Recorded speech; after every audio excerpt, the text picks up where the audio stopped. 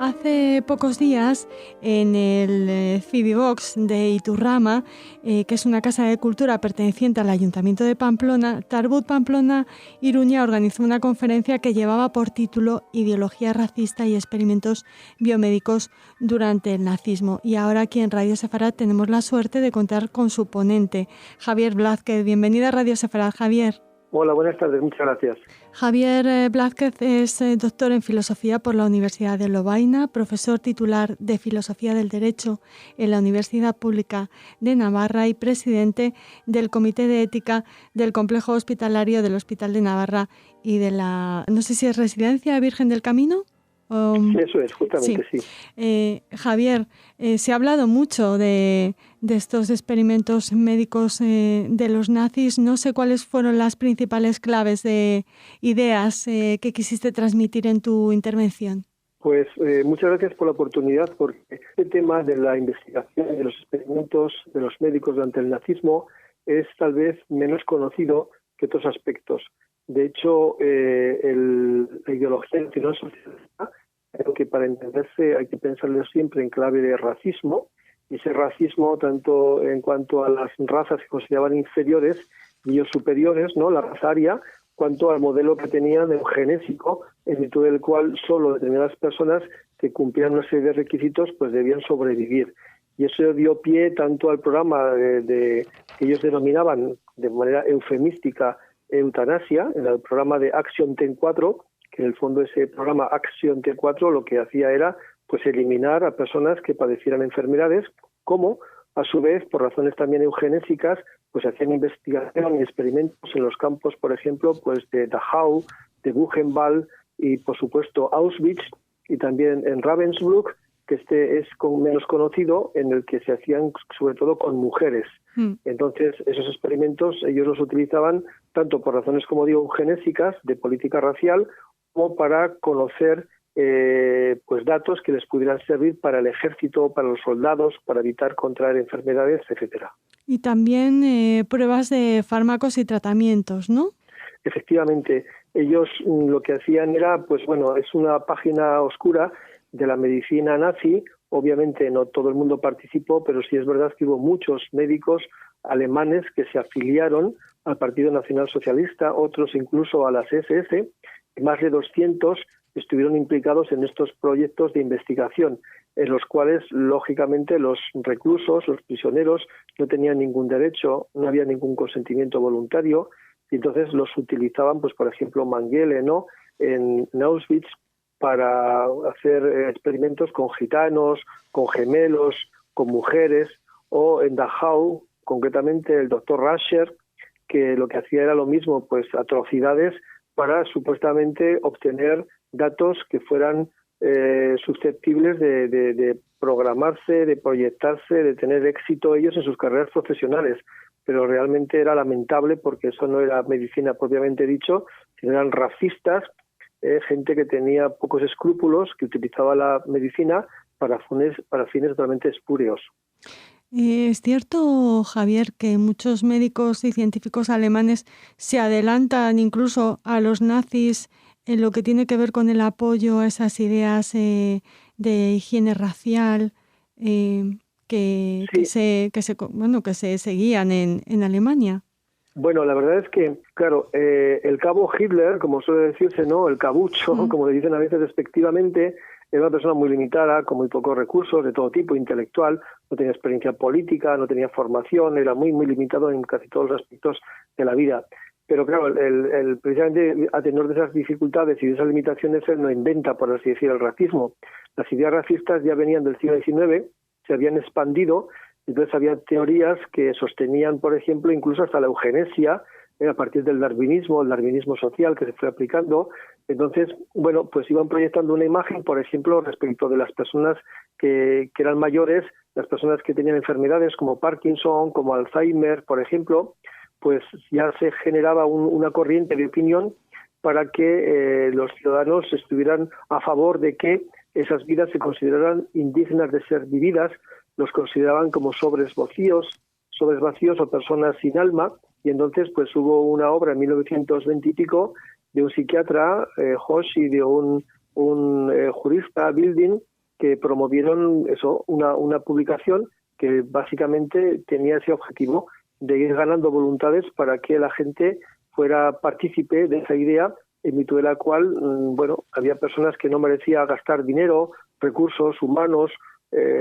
y luego después, cuando llega el nazismo, desde el 33 en enero, luego pues ya cuando empieza la guerra, pues fechan precisamente ese comienzo de ese programa Acción T4, en el cual exterminan a casi 200.000 personas, incluso alemanes, y la fechan con el inicio de la guerra, para hacer ver como que si en la guerra la gente joven muere y da su sangre, su vida por el país,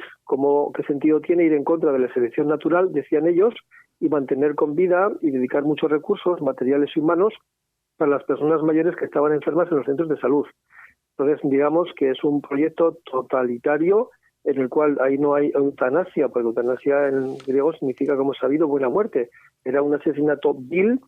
y lo único que hacían era quitarse de en medio a personas que para ellos les sobraba en todos los sentidos, tanto económicamente como incluso estéticamente, porque nos ajustaban al modelo que ellos tenían de lo que era la raza aria. Uh-huh. Hablabas de esas personas que el Estado totalitario nazi entiende que hay que eliminar para que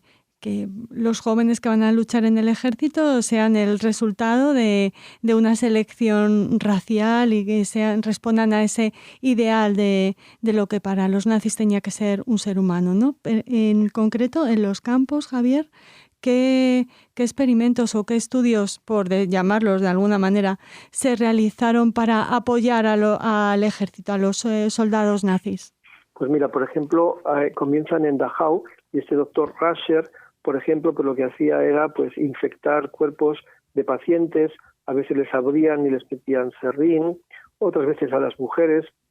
les extirpaban ovarios, otras veces a los gemelos, por ejemplo, de su manguele, pues incluso les inyectaban sangre en los ojos. La verdad es que hacían barbaridades auténticas que provocaban esterilizaciones, por supuesto. En el fondo lo que ellos tenían era un proyecto ideológico, racial y además sustentado por un Estado totalitario, y entonces buscaban supuestamente desarrollo científico que les permitiera a los pacientes, por ejemplo, a los pilotos, por ejemplo, pues un piloto cuando caía de un avión y caía al agua fría, pues prácticamente moría enseguida. Entonces sometían a pacientes a veces a temperaturas extremas justamente para ver cuál era su capacidad límite de reacción, para tomar nota y de esa manera servirse de esas personas como si fueran pues conejillos, cobayas, para después tomar datos y ayudar supuestamente a esos pilotos o a los soldados o al ejército pues para tener más éxito, ¿no? Por ejemplo, en Ravensbrück es un campo que se encontraba a 60 kilómetros de Berlín.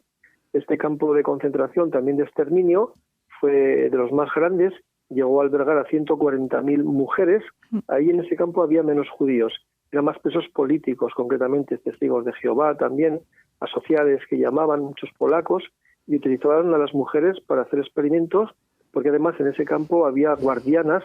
que era la escuela el centro donde se instruían ese tipo de mujeres que eran sádicas en su mayor parte, y entonces infligían castigos violentos a las mujeres y además también les hacían experimentos y pruebas justamente pues para conocer, en principio pues para lograr el progreso de la ciencia y del conocimiento, pero claro, eso es una pseudociencia, eso no cumple unos parámetros objetivos en los cuales hay unos valores, unos principios que tradicionalmente se han mantenido siempre. Ellos los conculcaban todos, lo único que buscaban era medrar, obtener beneficio, conseguir apoyos, después montar igual laboratorios farmacéuticos, llegar a acuerdos con empresas sanitarias, pues para obtener recursos económicos en su propio favor, nada más. Esa era una de las preguntas que quería hacerte. ¿Cuál fue la postura de las empresas farmacéuticas, de los hospitales, de los centros sanitarios ante estos experimentos? Bueno, pues la verdad es que se sabe poco y de hecho actualmente no es fácil. Por ejemplo, pues nosotros damos aquí cursos en el complejo hospitalario. Ahora el día 10 de marzo empezamos otro como miembros del Comité de Ética. Una de las funciones del comité es formar a los personal sanitario, ya sean médicos, enfermeras, asistentes, trabajadores sociales, y yo siempre que doy clases en ciencias de la salud, lo primero que hago es preguntar, ¿qué conocimiento tenéis? Y insisto, dirigiéndome a médicos, enfermeras, auxiliares, trabajadores sociales, personal sanitario en general, ¿qué conocimiento tenéis vosotros a través de vuestros estudios de los experimentos y de la investigación que hicieron los médicos durante el nazismo? Rara es la persona que pueda decir, pues yo estudié en la Universidad X y allí me enseñaron en la asignatura de Historia de Medicina tal cosa. Yo estudié enfermería y en la asignatura de Legislación y Ética Profesional tuvimos que hacer un trabajo sobre. Es muy raro, es muy poco frecuente. Prácticamente es un tema que no digo que sea desconocido, porque obviamente han pasado 75 años y todos conocemos Auschwitz, Buchenwald, Mauthausen y todos hemos oído hablar. Pero me refiero no al conocimiento que pueda tener un ciudadano medio, no, me refiero a titulados universitarios en ramas sanitarias. Llámese, como digo, medicina, enfermería, biología, etcétera, o bioquímica. No se habla de ese tema. Y el tema de los experimentos y de investigación, yo tengo un proyecto de investigación de 3 años y la verdad es que sorprende que no haya estudios apenas, porque después del 1945 se produjo la conspiración del silencio, es decir, no hubo realmente un proceso de desnazificación, sino que al final pues todos los estamentos, tanto jurídicos como médicos, como de la administración, pues se produjo una especie como de baño de apariencia, pero al final la gente miró para otro sitio, los dirigentes políticos practicaron una especie de amnesia, a modo de anestesia mental, por así decir, y bueno, pues al final salió gente, pues recuerdo por ejemplo un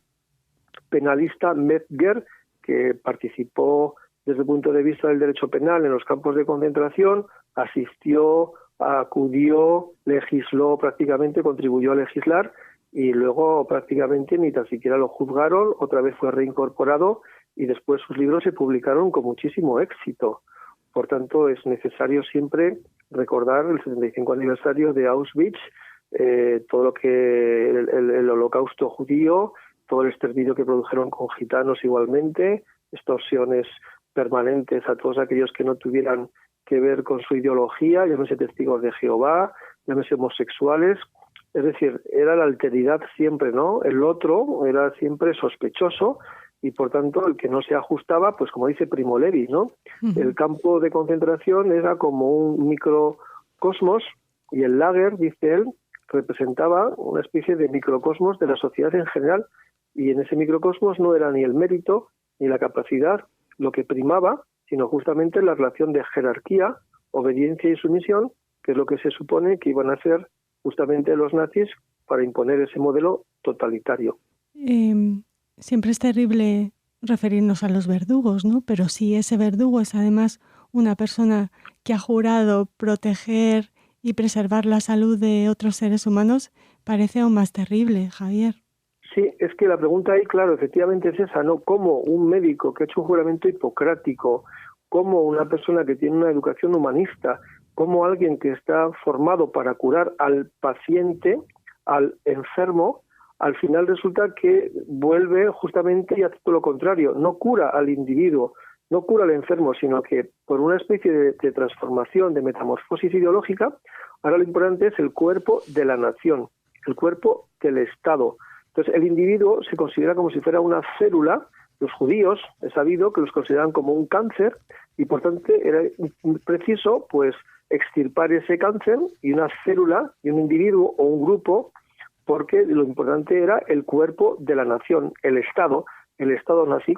Entonces los médicos efectivamente se quitan la bata blanca y se la cambian por el uniforme de las SS o el uniforme del ejército nazi, e incluso Hitler se dirige a ellos en una frase famosa que dice algo así como: me puedo privar de ingenieros, incluso de juristas, que los juristas según él eran unos parias, pero de vosotros médicos no me puedo privar, vosotros sois justamente los responsables de la salud del cuerpo nacional, del cuerpo del Estado, sin vosotros todo se caería. Es una invocación a los médicos a que se comprometan, a que se impliquen y a que participen activamente, pero claro, los médicos alemanes, porque los médicos judíos fueron extorsionados desde el principio, no permitieron que ejerciesen, no les daban licencias, si ejercían no les pagaban a los pacientes las pólizas del seguro. Hubo muchos médicos judíos que acabaron suicidándose porque no podían entender cómo igual habían luchado en la Primera Guerra Mundial, ellos o sus padres o sus hermanos, como siendo ciudadanos alemanes, como ejerciendo una profesión con total criterio y con prestigio, cómo se veían abocados a desaparecer de una manera tan miserable, por así decir. Hay que recordar que en Alemania, en el primer tercio del siglo, de 1901 a 1963, de los 33 premios Nobel, un tercio había ido, del mundo, de los premios Nobel concedidos del mundo, un tercio había ido a Alemania. Y de ese tercio, que tenían más que el doble que Estados Unidos, de ese tercio, el 25% eran judíos los premios Nobel. 25% de los premios Nobel de Alemania eran judíos, cuando los judíos representaban tan solo el 1% de la población germana. Solo representaban en términos absolutos el 1% y, sin embargo, habían obtenido el 25% de los premios Nobel de Alemania. Y Alemania, en aquel momento, tenía tantos premios Nobel como la suma de Estados Unidos e Inglaterra juntos. Con lo cual, llama mucho más la atención todavía cómo ese momento histórico relevante para el conocimiento, para la investigación, para la ciencia, una ideología racista, xenófoba, totalitaria, fuera capaz de llevar hasta ese exterminio. Pues nos ha encantado poder participar de alguna manera en esa conferencia Ideología racista y experimentos biomédicos durante el nazismo que ofreciste en Pamplona. Te agradecemos muchísimo que la hayas querido sintetizar para nosotros aquí en Radio Sefarad y esperamos volver a hablar contigo en próximos programas. Javier, gracias. Pues encantado y conmigo para cualquier iniciativa, porque estaré con muchísimo gusto a vuestra disposición. Yo, de hecho, trabajo sobre el tema del nazismo, sobre el tema del Holocausto, publico anualmente un artículo siempre el 27 de enero. Ahora estoy concluyendo una novela precisamente de una pareja de judíos que se enamoran en Ravensbrück. Se titula la novela Amor en el campo de Ravensbrück y es un tema que yo investigo desde hace tiempo y creo que es necesario que la gente conozca el riesgo precisamente de los extremismos, de los radicales, de esa mentalidad excluyente y del riesgo de la ultraderecha, como estamos viendo en Alemania de nuevo. Creo que es muy importante estar alertas y contribuir e implicarse para que la gente joven, sobre todo, sea consciente y recuerden siempre lo que pasó y que nunca se olvide. Así que muchas gracias, Raquel. Nada, gracias a ti.